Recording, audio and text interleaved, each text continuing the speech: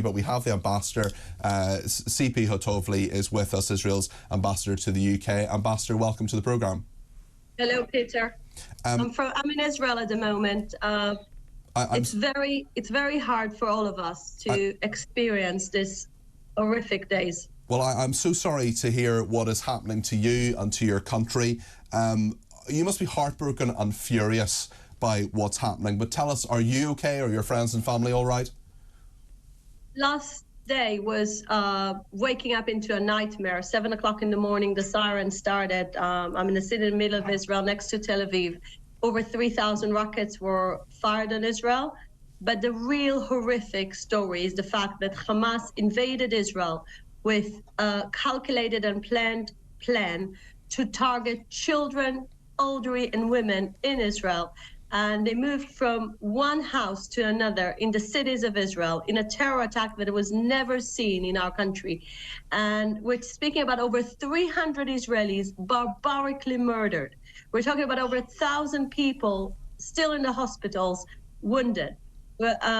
Almost over 100 people that are now kept in with Hamas in Gaza, hostage. So this is the reality we live in, and this is why Israel must fight till we make sure all the terror infrastructure is totally destroyed. The retaliation has been swift from Israel. It's been brutal as well. There are hundreds of Palestinians who have been killed.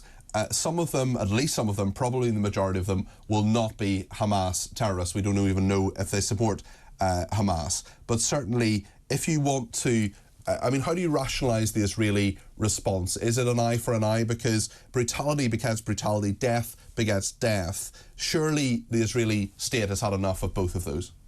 I don't accept this comparison. I think there is one side, who's the Israeli side, wants to live peacefully with all its neighbors, and there is barbaric people on the other side with jihadi ideology that are coming and targeting innocent people, innocent children. You know, my 3-year-old daughter was asking me, "Mommy, why are we in a shelter? Why do they want to kill me?"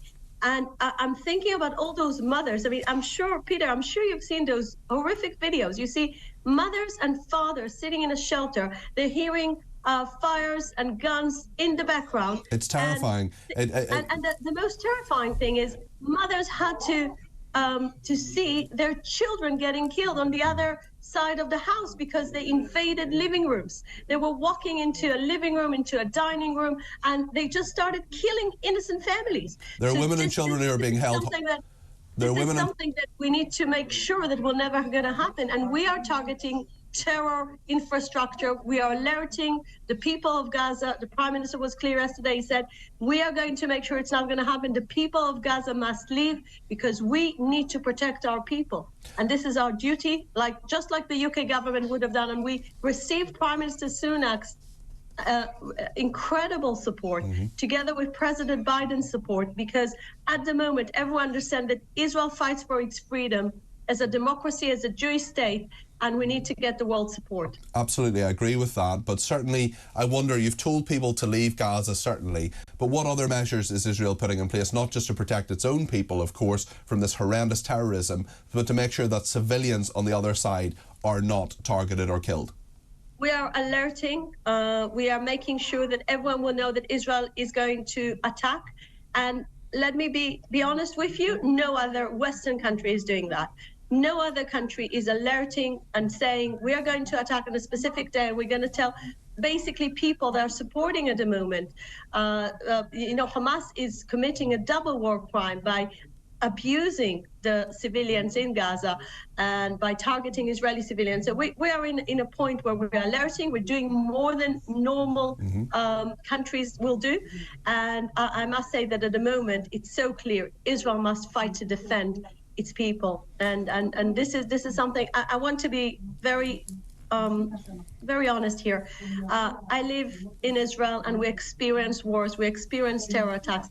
We never experienced something like that. We never experienced a situation where over 100 Israelis being hijacked, kids in front of their parents, being taken away from them to Gaza. And we need to release these people. We need to make sure that they'll be back home with their parents. And this cruelty that is, you know, I've seen this video that you see 85-year-old woman people in wheelchairs. They are barbaric and cruel. They targeted the most weak people that couldn't protect themselves. This is why we need to fight. Speaking of that barbarism, we have some breaking news. You may be aware of this, Ambassador. Apologies if you're not. But 3 people have been killed after an Egyptian policeman has opened fire on Israeli tourists. This is in Alexandria, and at least 2 Israelis and 1 Egyptian were killed. We don't know the full details of that, Ambassador, but people are calling what has been happening in the last 24, 36 hours as Israel's 9/11. I wonder if you agree, and also, perhaps reflect on the chaos, the war and the suffering that flowed in America after that. Has Israel learned the lessons of that, do you think? Well, first of all, I totally agree that this is something we never experienced. It's on another level, and the whole country at the moment is united with backing up our soldiers to defend Israel. So this is the moment where we are. The Western world has known terror attacks. You mentioned 9/11 for the Americans. You had your 7/7 and the London Bridge attack and the Manchester attack. So you know how terrorism is like, and you know that the only thing it wants is to kill freedom. And with the Jewish state case, I'm sure they're targeting us as Jews living in a Jewish state. And this is why we all stand together in solidarity today. We need to be aware that the jihadi fight is against Israel, but it's against also the Western civilization.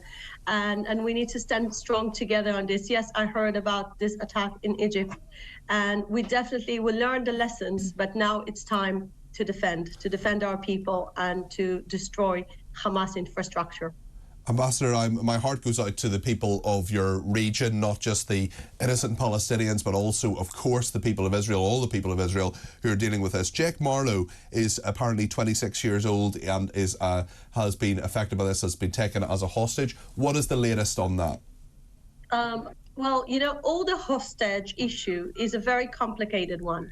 And the truth is, when you have so many people been taken away, beyond your borders, you need to be very, very careful with the information that I can share at the moment about those efforts being made. But I want to say, we definitely need the international community's support on releasing all these innocent people being taken hostage. So this is actually something that I can say here in the media.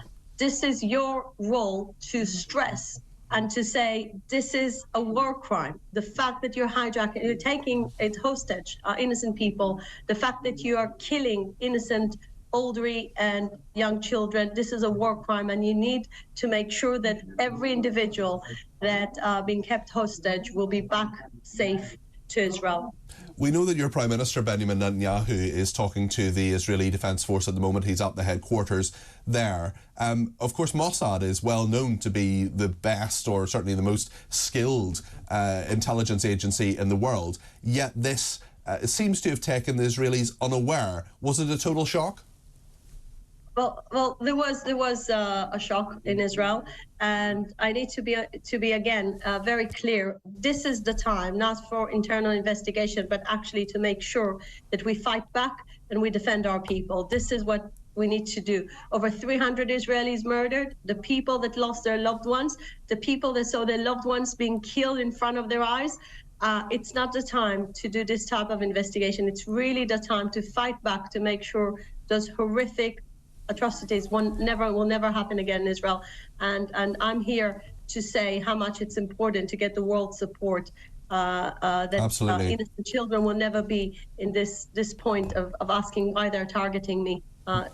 Innocent children shouldn't be targeted. I have been to your beautiful country, Ambassador, and I've seen some of the camps that are there, refugee camps. I've seen some of the settlements. I've seen had the incredible warm welcome from the Israeli people as well. I think there is a real love for that part of the world for many people in the West and right around the world as well. But I suppose the question is, will there ever be peace there? Is there any appetite for any peaceful settlement? Certainly when you're dealing with a terrorist group like Hamas, there must be many questions about whether they're getting their money as well, because there is clearly poverty in the Gaza Strip. But there are the Hamas terrorists who are targeting Israel at the moment appear to be very well funded. So Israel is a country that achieved peace with so many Arab countries, Egypt and Jordan and the UAE and Morocco and Bahrain. And as you know, we are negotiating at the moment with a big peace agreement with Saudi. So definitely Israel is not the peace barrier. You know, we want peace with all our neighbors, but unfortunately, we are, we are like the UK, a democratic free country, but from the other side, there is a very radical ideology, a jihadi ideology that doesn't want Israel to exist, doesn't want Jewish people to live in Israel.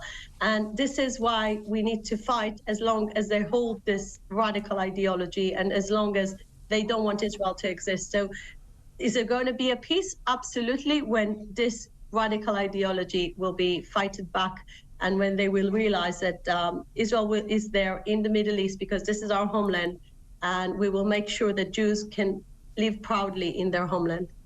What happens now? We've heard from the Prime Minister that he has vowed to turn Hamas strongholds in Gaza into rubble. Surely the rockets will continue, the terrorism will continue from the Palestinian territories into Israel as well. What can be done to stop this, do you think? You're talking about very, very strong action from Israel. Is there any end in sight, or is this just, I mean, as Benjamin Netanyahu said, that Israel is just at war? We are at war, and in a war, usually the government is putting the targets and what it wants to achieve. And we are very clear about what we want to achieve. We want to make sure Hamas won't have the ability to go back and make terror attacks on innocent Israelis. This is the first target. The main thing is, first of all, to prevent those horrific sites to happen again. And the other thing is, of course, the fact that so many Israeli innocent people are at the moment kept hostage in Gaza Strip, and we need to release them. So this is definitely part of the reason why we need to fight. Tzipi, this is not my opinion, but we have a lot of people who are contacting me on this programme saying that Israel has been by itself a terrorist state. They're alleging that there have been numerous atrocities by Israel. Kicking a dog and then the dog bites back is one comparison someone made. Has Israel any responsibility for what has happened in the last 24 hours? Well, when you see barbaric people slaughtering children and women, just imagine if it would have happened in London or in Manchester or in Liverpool. Do you think British people would have said, UK is a terror state, this is why it's being attacked?